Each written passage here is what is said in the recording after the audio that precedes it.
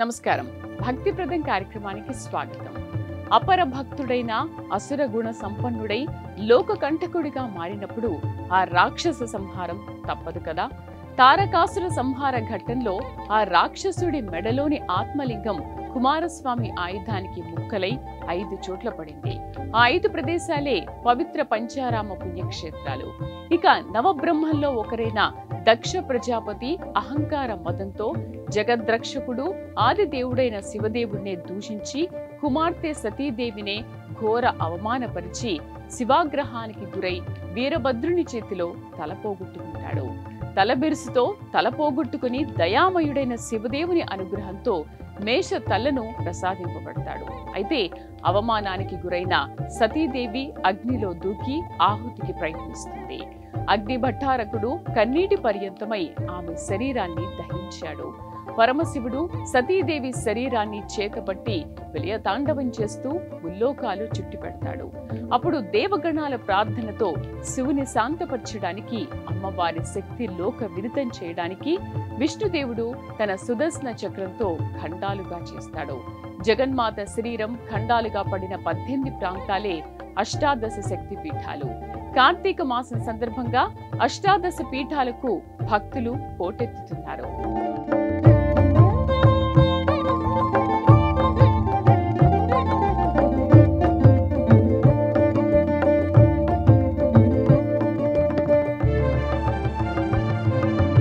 నవబ్రహ్మంలో ఒకరై ఉండి ప్రజాపతి స్థానం పొంది జగన్మాతను బిడ్డగా పొంది గగనంలోని 27 నక్షత్ర పుత్రికలకు తండ్రిగా ఉండి సాక్షాత్ శివదేవుని అల్లుడిగా పొంది అల్పుడిగా ప్రవర్తించి అహంకార స్వభావంతో దక్షుడు ఎన్నో అనర్థాలకు కారకుడయ్యాడు.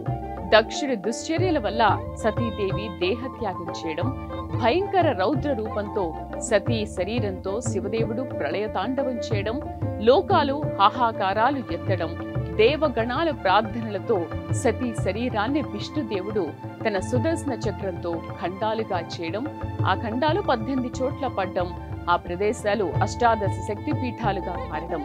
ఇది అష్టాదశ శక్తి పీఠాల చరిత్ర. పవిత్ర కార్తీక మాసం సందర్భంగా ఈ శక్తి పీఠాలకు భక్తులు తరలి వెళ్తున్నారు.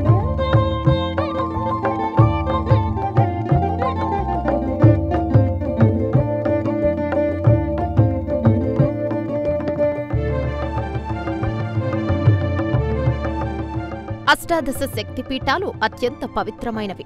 కార్తీక మాసం సందర్భంగా శక్తిపీఠాలు భక్తులతో కిటకిటలాడుతున్నాయి. ద్రాక్షాయనికి కన్న తండ్రి దక్షుడి ఇంట అవమానం, ఆమె అగ్ని ప్రవేశం, అగ్ని భటారకుడు ఆ శరీరాన్ని దహించకపోవడం, శివుడు సతీదేవి శరీరంతో శివతాండవం, లోకాలు హాహాకారాలు, దేవతా గణాల ప్రార్థనలతో విష్ణువు సుదర్శన చక్ర ప్రయోగం, సతీదేవి శరీరాన్ని ఖండాలుగా చేయడం, ఆ ఖండాలు 18 చోట్ల పడడం. ఇది శక్తిపీఠాల సూక్ష్మ చరిత్ర.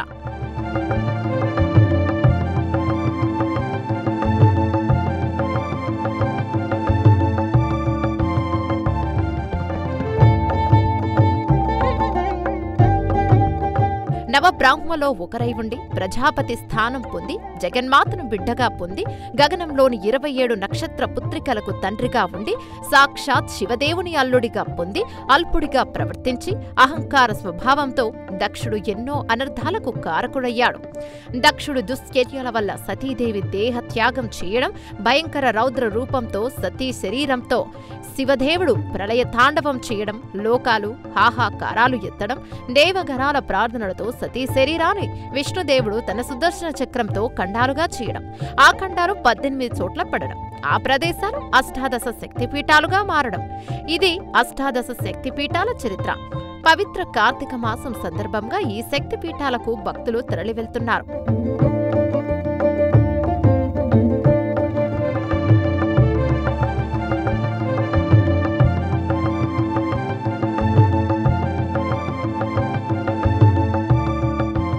అహంకారం, తనకంటే అధికులు ఎవరూ లేరని విర్రవీగడం, దైవ దూషణ, ఇవన్నీ ఎంతటి పతన స్థితికి తీసుకెళ్తుంది అనేది దక్షయజ్ఞం చరిత్ర చెబుతోంది.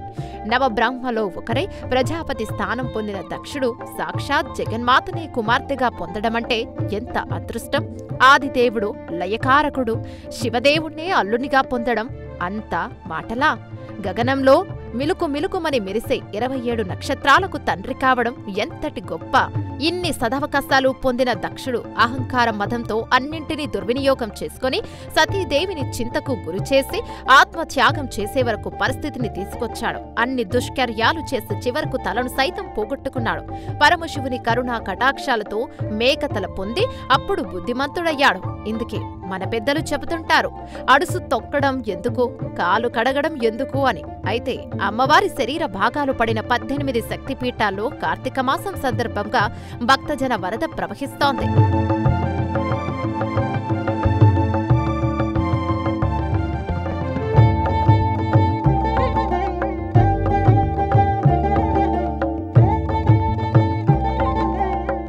కార్తీక మాసంలో కాశీ పుణ్యక్షేత్రాన్ని పంచారామాలు, త్రిలింగ క్షేత్రాలు, 12 జ్యోతిర్లింగాలు, 18 శక్తి పీఠాలను దర్శించుకుంటే సర్వ పాపాలు హరించి సమస్త పుణ్య ఫలాలు సిద్ధిస్తాయని, దేహ త్యాగానంతరం దైవాక్యం చెందుతారని పురాణ ప్రముఖులు తెలియజేస్తున్నారు. శివకేశవులకు భేదం లేని మాసంగా భక్తులు ఆరాధిస్తూ అష్టాదశ పీఠాలను దర్శించుకుంటున్నారు. అయితే శక్తి ఆరాధనకు కార్తీక మాసం అత్యంత విశిష్టమైందని భావిస్తున్న శక్తి ఆరాధకులు ఈ పవిత్ర సమయాన్ని సద్వినియోగం చేసుకుంటున్నారు. శక్తి ఆరాధనలో సంపూర్ణంగా నిమగ్నమైపోతున్నారు. పవిత్ర కార్తీకంలో అష్టాదశ పీఠాల దర్శనంతో ఎన్నో ఆధ్యాత్మిక ప్రయోజనాలు కలుగుతాయని పెద్దలు తెలియజేస్తున్నారు.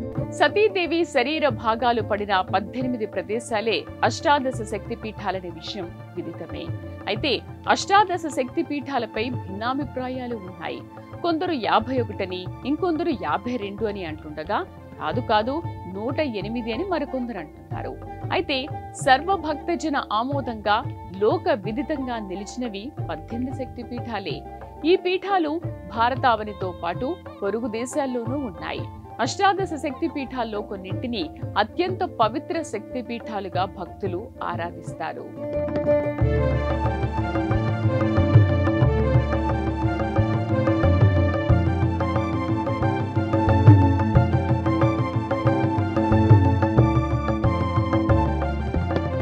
దక్ష ప్రజాపతి పెద్ద కుమార్తె సతీదేవి పార్వతీ అమ్మవారు పరమేశ్వరుని దేవేరి అనే సంగతి అందరికీ తెలిసిందే. ఇక మిగిలిన 27 కుమార్తెలు, నక్షత్రాలు, నక్షత్ర గణాలు, చంద్రుని అర్ధాంగులు, సత్రయాగం అనే మహాయాగం జరుగుతున్నప్పుడు ప్రజాపతి దక్షుడు అక్కడకు వెళతాడు. ఆ సమయంలో బ్రహ్మ విష్ణువులతో సహా అందరూ దక్షుని ఆహ్వానిస్తారు. అయితే తన పుత్రిక భర్త అయిన శివదేవుడు ధ్యానంలో ఉంటాడు. శివుడు తనను నిర్లక్ష్యం చేశాడని దక్షుడు ఆగ్రహం చెందుతాడు. అర్థం లేని ఆగ్రహాన్ని పగగా శివుని అవమానం చేయాలనే స్థాయికి పెంచుకుంటాడు. ఒక సమయంలో బృహస్పతి యాగం నిర్వహించాలని దక్షుడు సంకల్పిస్తాడు. అయితే అందరికీ ఆహ్వానాలు అందచేసి ప్రథమ కుమార్తె సతీదేవికి శివదేవునికి ఆహ్వానాలు పంపడు.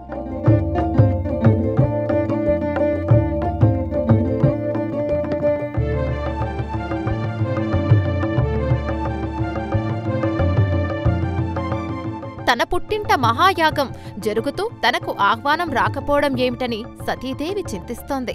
అయితే పుట్టింటికి వెళ్లడానికి ఆహ్వానంతో పనేమిటని తమాయించుకొని శివదేవునితో యాగానికి వెళ్దామని చెబుతుంది. పిలవని పేరంటానికి, పెట్టని భోజనానికి వెళ్లరాదని శివుడంటాడు. అయితే దక్షుడికి శివుడిపై ఉన్న కక్ష తెలియని సతీదేవి ఏ ఒత్తిడి హడావిడిలోనో తమను ఆహ్వానించడం మరచి ఉంటారని యాగానికి ఇద్దరం వెళదామని బతిమాలుతోంది.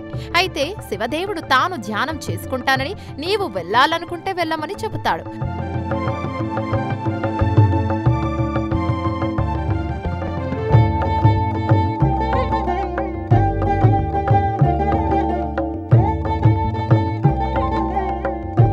పుట్టింటిన అడుగెట్టిన సతీదేవికి అంతటా అవమానాలే జరుగుతాయి. ముందుగానే దక్షుడి హెచ్చరికలతో సతీదేవి తల్లి, నక్షత్ర, సోదరీమణుడు ఎవరూ పలకరించరు.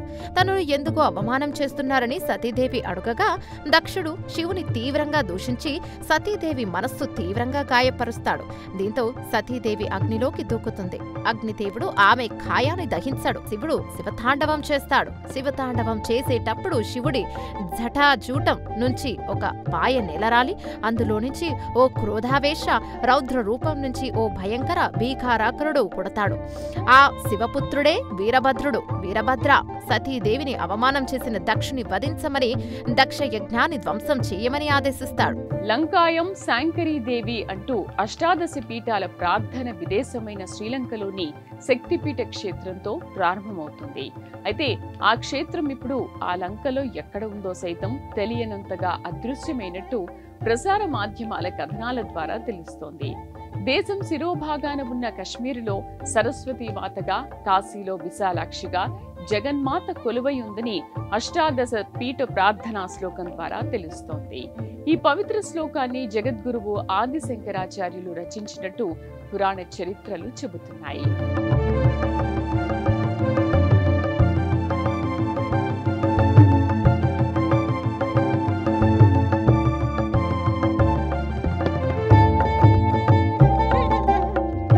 సతీదేవి శరీర భాగాలు పడిన 18 ప్రదేశాలు అష్టాదశ శక్తి పీఠాలనే విషయం అందరికీ తెలిసిందే. అయితే అష్టాదశ శక్తి పీఠాలపై భిన్నాభిప్రాయాలు సైతం ఉన్నాయి. కొందరు 51 అని, ఇంకొందరు 52 అని అంటున్నారు. మరికొందరు 108 అని తమ తమ వాదనను వినిపిస్తున్నారు. అయితే సర్వభక్తజన ఆమోదంగా లోక విదితంగా నిలిచినవి 18 శక్తి పీఠాలే. ఈ పీఠాలు భారతావనితో పాటు పొరుగు దేశాల్లోనూ ఉన్నాయి.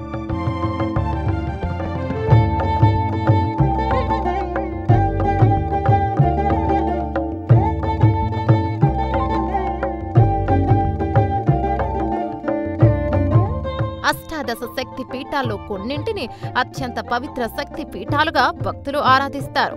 అష్టాదశ పీఠాలకు ఆది మూలమైన ఈ గాథ జరిగిన ప్రదేశంగా ద్రాక్షారామ కీర్తి ప్రతిష్టలు పొందుతోంది. ద్రాక్షారామం అష్టాదశ పీఠాల్లో ఒకటిగానే కాక త్రిలింగ క్షేత్రాల్లో ఒకటిగా దక్షిణ కాశీగా పేరు సంతరించుకుంది. ద్రాక్షారం అష్టాదశ సంపీఠంలో మాణిక్యాంబ దేవిగా అమ్మవారు పూజలు అందుకుంటున్నారు.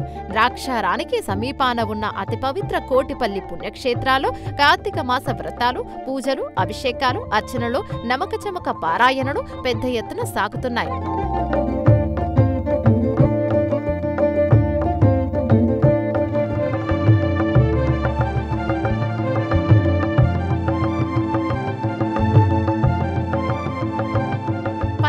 శక్తి పీఠాలకు సంబంధించిన ప్రార్థనా లంకాయం శాంకరీదేవి, కామాక్షి, కాంచీ కాపురే అంటూ సాగుతుంది. ఈ శక్తి క్షేత్రాల ప్రార్థన విదేశమైన శ్రీలంకలో ఉన్న అతి ప్రాచీన శక్తి పీఠంతో మొదలవుతుంది. అయితే శ్రీలంకలో శాంకరీ మాత ఆలయం ఎక్కడ ఉంది స్పష్టంగా తెలియదు. కానీ ఆ దేశ తూర్పు తీర ట్రిన్కోమలిలో ఉండవచ్చని చరిత్రకారులు భావిస్తున్నారు. ఇక్కడ త్రికోణేశ్వర స్వామి శివుని మందిరం, ఆ ప్రక్కనే దేవి మందిరం ఉన్నాయి. ట్రికోమలి నగరంలో కాళీ మందిరం ప్రసిద్ధమైంది. ఈ కారణంగా దీనిని కొందరు అష్టాదశ శక్తి పీఠాల్లోని ఆదిశక్తి పీఠంగా భావిస్తారు.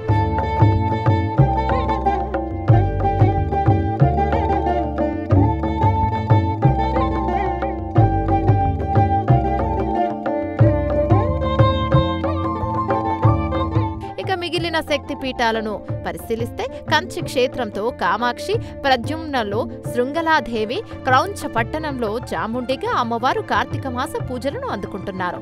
అలంపూర్లో జోగులాంబ, శ్రీశైలంలో భ్రమరాంబ భక్తులు పూజలు అందుకుంటున్నారు. ఏకవీరిగా దేవిగా మహూర్యలో మహాలక్ష్మి అమ్మవారిగా కాశ్మీర్ కోలాల్పూర్లో పూజలు అందుకుంటున్నారు. ఇక మహాకాళిగా ఉజ్జయినిలో పురూహుతిక క్షేత్రం అంటే ఏపీలోని పిఠాపురంలో పురూహుతిక నూతన అమ్మవారు భక్తుల కార్తీక ఆరాధనను అందుకుంటున్నారు. ఇదే రీతిలో ఓడియాలో గిరిజాదేవిగా, ద్రాక్షారంలో మాణిక్యాంబ మాతగా, కామరూపగా, హరిక్షేత్రలో మాధవేశ్వరిగా, ప్రయాగాలో అమ్మవారు కార్తీక పూజలను అందుకుంటున్నారు. జ్వాలలో వైష్ణవీదేవిగా, గయలో మాంగళ్య గౌరిగా, వారణాసిలో విశాలాక్షిగా, కాశ్మీర్లో సరస్వతీ మాతగా అమ్మవారిని భక్తులు పూజిస్తున్నారు.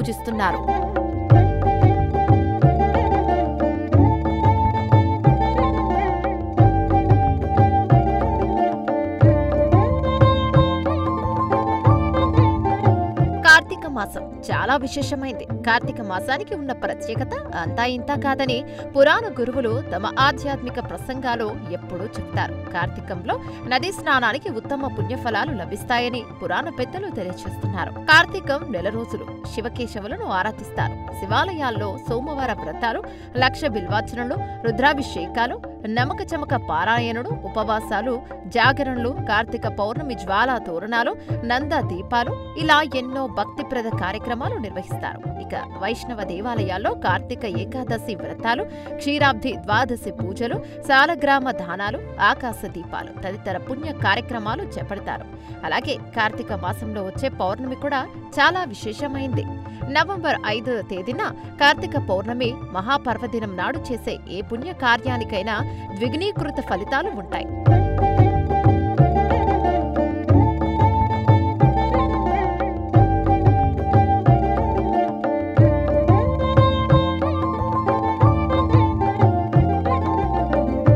మాసానం మహత్తరం పవిత్రవంతం అని, కార్తీకం అని పురాణ పండితులు ప్రతి సందర్భంలోనూ తెలియజేస్తున్నారు. అయితే శివకేశవ ప్రీతి పాత్రమైన కార్తీక మాసంలో కొన్ని ప్రత్యేక పర్వదినాల్లో చేసే పుణ్య కార్యక్రమాలకు విశేష ఫలితాలు లభిస్తాయని పురాణ ప్రముఖులు తెలియజేస్తున్నారు. కార్తీక సోమవారాలు, కార్తీక ప్రబోధైక ఏకాదశి, క్షీరాబ్ది, కైశిక చిలుక ద్వాదశి, వైకుంఠ చతుర్దశిలను మహత్తర పర్వదినాలుగా పెద్దలు తెలియజేస్తున్నారు. అయితే కార్తీకం మొత్తంలో అత్యంత పవిత్ర, మహిమాన్విత, మహోన్నత పుణ్య పర్వదినంగా కార్తీక పౌర్ణమికి పేరుంది. పౌర్ణమి తిథుల్లోనే అగ్రశ్రేణి అతిథిగా కార్తీక పౌర్ణమికి పేరుంది.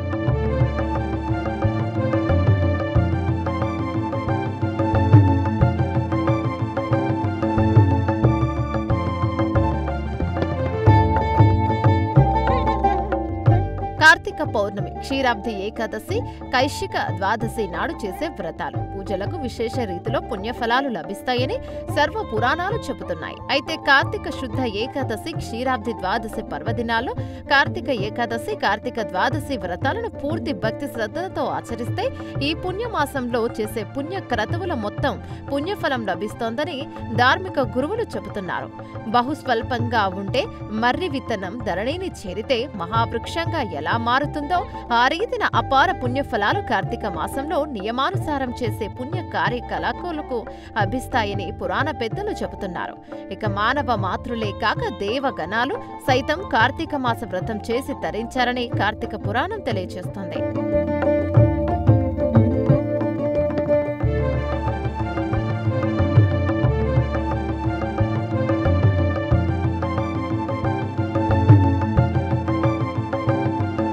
కర్మ వల్ల ఆత్మకు దేహాధారణ లభిస్తోంది.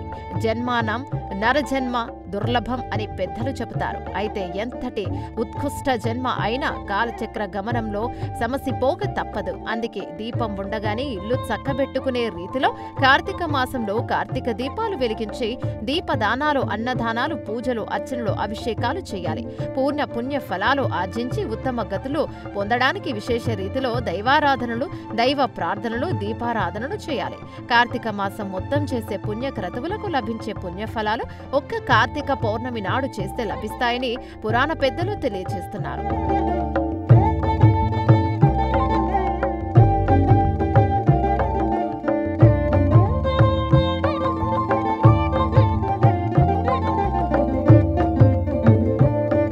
కార్తీక శుద్ధ పౌర్ణమి లేదా కార్తీక పున్నమి అనగా కార్తీక మాసంలో శుక్లపక్షములో పున్నమి తిథి కలిగిన 15వ రోజు కార్తీక మాసంలో పౌర్ణమి రోజు చాలా పవిత్రమైనదిగా భావిస్తారు. ఈ కార్తీక పౌర్ణమి అనేది హరిహరులకు అత్యంత ప్రీతికరమైన మాసం. కార్తీక మాసంలో వచ్చే పౌర్ణమి అత్యంత మహిమాన్వితమైనదని పురాణాలు చెబుతున్నాయి. ఈ పౌర్ణమి రోజున శివాలయాల్లో రుద్రాభిషేకం చేయించిన వారికి సకల సంపదలు దరిచేరుతాయి. ఇందులో భాగంగా మహాన్యాసక పూర్వక రుద్రాభిషేకం, ఏకాదశ రుద్రాభిషేకాలను చేయించినట్లయితే కోటి జన్మల పుణ్యఫలం ప్రాప్తిస్తోందని విశ్వాసం.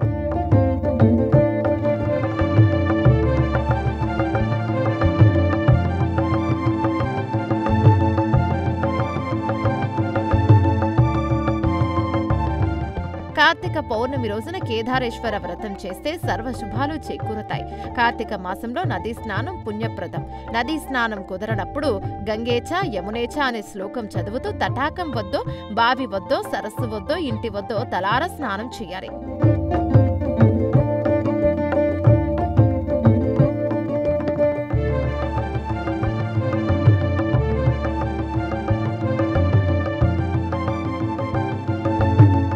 దేవ దీపావళిగా పేరొందిన కార్తీక పౌర్ణమి అత్యంత విశిష్టమైనది. శివకేశవ ప్రీతి పాత్ర కార్తీక మాసంలో కార్తీక శుద్ధ ఏకాదశి, క్షీరాబ్ది ద్వాదశి అనంతరం కార్తీక పౌర్ణమి వస్తాయి.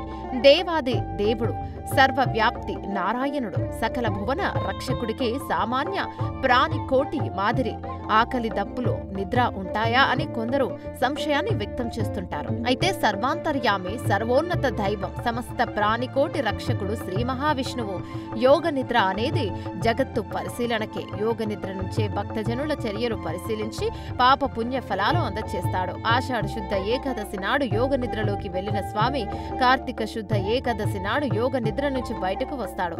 ఆ మరుసటి రోజునే అతి పవిత్ర క్షీరాబ్ది ద్వాదశిగా మనం నిర్వహించుకుంటాం.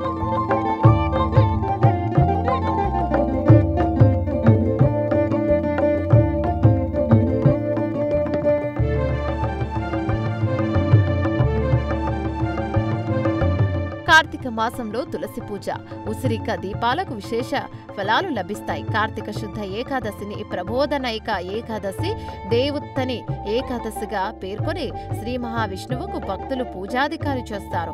ఈ మరుసటి దినమే క్షీరాబ్ది ద్వాదశి, దీనిని కైశిక ద్వాదశి, చిలుకు ద్వాదశిగా పిలుస్తారు. సముద్ర రాజ తనయి శ్రీ మహాలక్ష్మి అమ్మవారితో మహాభక్తులకు శ్రీ మహావిష్ణువు క్షీరాబ్ది ద్వాదశి నాడు దర్శనమిస్తాడు. ప్రత్యేకించి క్షీరాబ్ది ద్వాదశి సాయం సంధ్యావేళ తులసి ఉసిరికలను కలిపి భక్తులు పూజలు చేస్తారు. తులసి ధాత్రి సమేత లక్ష్మీ నారాయణ స్వామిగా ఆరాధించి క్షీరాబ్ది వ్రతాన్ని ఆచరిస్తారు.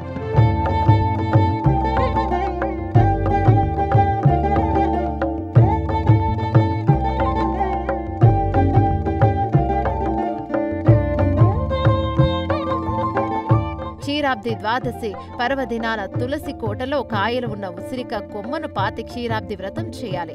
తొలుత గణపతి పూజ చేసి అనంతరం తులసి ధాత్రి సమేత లక్ష్మీనారాయణ స్వామి పూజ ప్రారంభించాలి. సంకల్పం, కలశారాధన అనంతరం నియమనిష్టలతో ఈ పూజ చేయాలి. ధూపదీప నైవేద్యాలు సమర్పించి తాంబూలం, నీరాజనం, మంత్రపుష్పం ప్రదక్షిణలు పూర్తి చేశాక చివరిగా క్షీరాబ్ది ద్వాదశి వ్రత కథ చదువుకోవాలి. క్షీరాబ్ది పూజలతో ఇహ పర సౌఖ్యాలు కలగడమే కాకుండా మోక్ష సిద్ధి లభిస్తోందని, దేవత్యాగానంతరం దైవైక్య భాగ్యం కలుగుతోందని పురాణ స్రష్టలు వెల్లడిస్తున్నారు.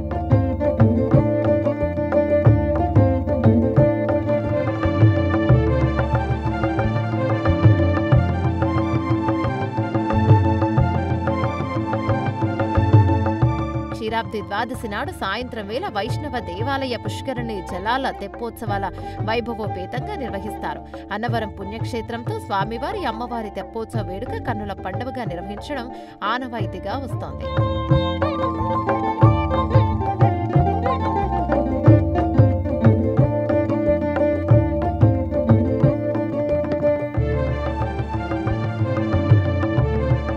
దీపాల పండుగగా మనం దీపావళిని చేసుకుంటే దేవతలు కార్తీక పౌర్ణమిని దేవ దీపావళిగా చేసుకుంటారని పురాణ పెద్దలు చెబుతున్నారు.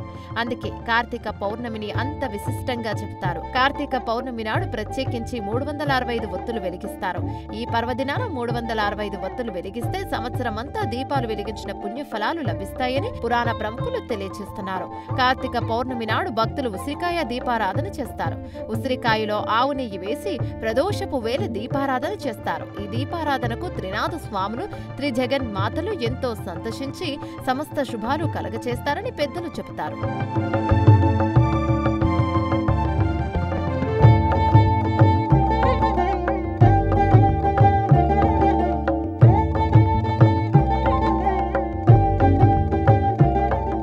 శివదేవుడి దేవేరి, కేశవుడి సోదరి సతీదేవి. ఇక నారాయణుడి సోదరి నారాయణిగా అమ్మవారు భక్తులతో ఆరాధింపబడుతున్నారు. పార్వతీ అమ్మవారు సతీదేవిగా దక్ష ప్రజాపతి ఇంట జన్మించి దేవగురువు పేరిట బృహస్పతి యాగం జరుగుతున్న వేళ పుట్టింట్లోనే తండ్రి చేత తీవ్ర అవమానం ఎదుర్కొంది. తన ఎదుటే సర్వజగద్రక్షుడైన తన భర్త శివదేవుని దక్షుడు దూషించి అనుచితంగా ప్రవర్తించడాన్ని సతీమాత సహించలేకపోయింది.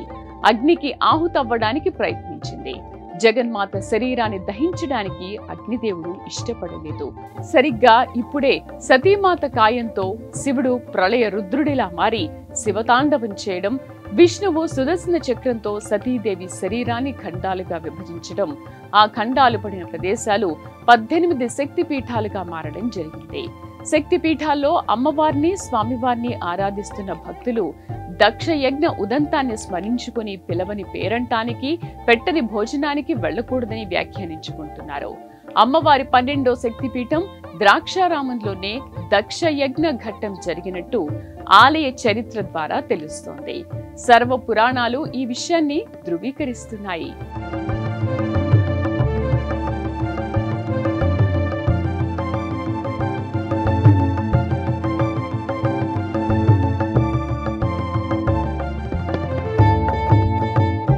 ఇది వాటి భక్తిప్రదం కార్యక్రమం. నమస్కారం.